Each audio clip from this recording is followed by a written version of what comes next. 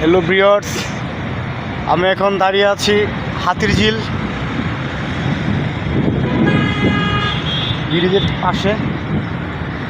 দেখতে পাচ্ছেন যে আমার এই হাতের ডান পাশে ব্রিজ, ওইদিকে এই যে দেখেন লঞ্চ যাচ্ছে হাতিরঝিলের।